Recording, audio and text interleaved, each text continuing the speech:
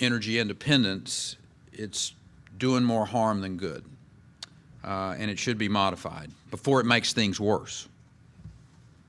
Now, I'm going to ask Greg Dodd, who's the economist for the National Cattlemen's Beef Association, to add to the comments, and after him, Mr. Ronick, and then Jim Swertner to finish up. Greg Dodd.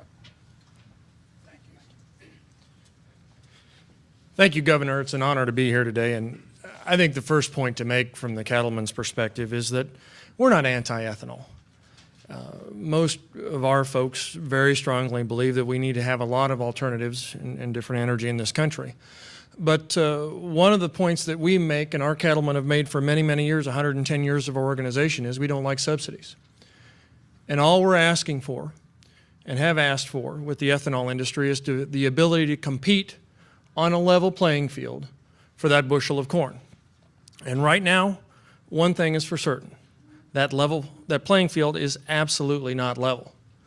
And that's a situation that makes it pretty tough for us right now. You know, when this last energy bill was being discussed, we sat down with the ethanol industry and the corn growers with regard to these mandates. And they wanted to double this mandate over time, and we said that's fine, except there's a little problem with regard to when you don't raise the crop.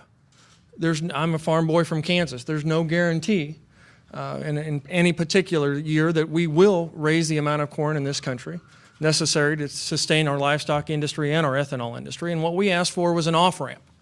We asked for the ability, in terms of a short corn supply, to get off this thing. And we got told no. We just flatly were told no.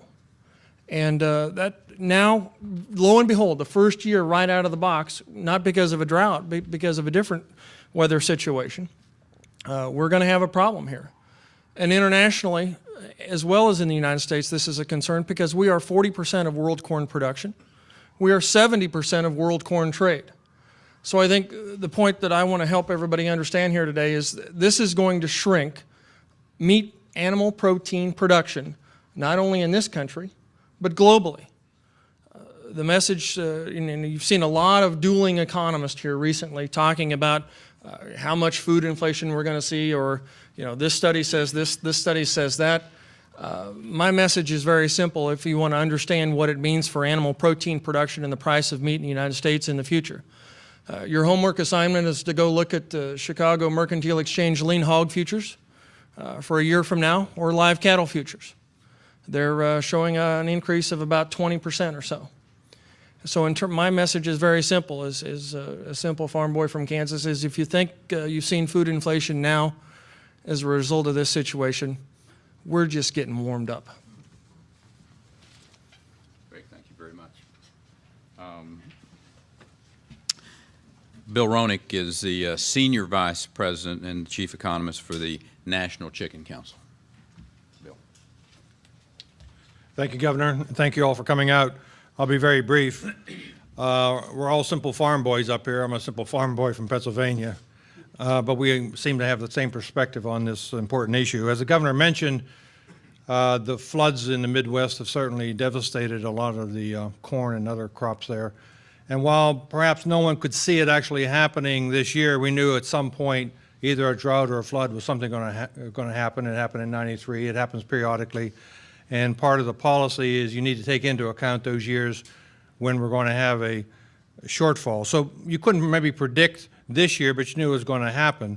But one thing you could predict was the flood of ethanol that was going to happen when the mandate was doubled from 7.5 to 15 billion gallons.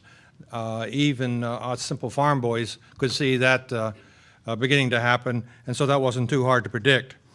Now, if this year's corn crop is 11 billion bushels, and there are a few people already using that number, so it's not unique with me, and you take 76 million acres times 145 bushels per acre, you get 11 billion bushels.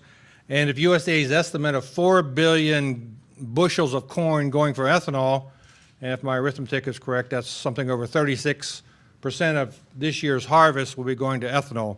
We think that's too much, too fast by any measure. U.S. chicken companies, and Pilgrim is the largest chicken company, and so they, like Tyson and the 40 some other chicken companies are all feeling this pain, but together we use 1.3 billion bushels of corn and corn products. And when that was $2 a bushel, in round numbers, we paid about $3 billion for that corn. And now that it's $8 delivered to Georgia or Arkansas, we are going to spend $10.5 billion for that same amount of corn, or $7.5 billion than when corn was at a more reasonable level. At some point, those additional feed costs are going to have to be passed on to the consumer, and that's just corn. Soybean meal and other ingredients are also going up. Companies, as the governor indicated, cannot continue to absorb those kind of costs. They're going to have to be passed on. And while the mandate would provide some relief to chicken producers, the main beneficiaries would be the consumers, especially, we believe, chicken consumers who have looked to chicken as an economic value to help stretch their food budget. So we ask, as the governor has, that EPA and our government take a careful look at the mandate and hopefully do the right thing, not just for animal agriculture, but also for the American consumer. Thank you. Bill, thank you very much. Your remarks about being a simple farm boy bring back a thought that Einstein was just a simple physicist. These are very, very capable agriculturalists with probably 100+ years of experience in the industry of agriculture, some of the most knowledgeable individuals that I know. And certainly one of those on the beef cattle side is the largest cattle broker in Texas, a very, very capable man who has watched the industry through multiple generations in his family and is probably one of the most expert cattle brokers in America, and that's Jimmy Schwartner, President and CEO of Capital Land and Livestock. Jim. Thank you, Governor.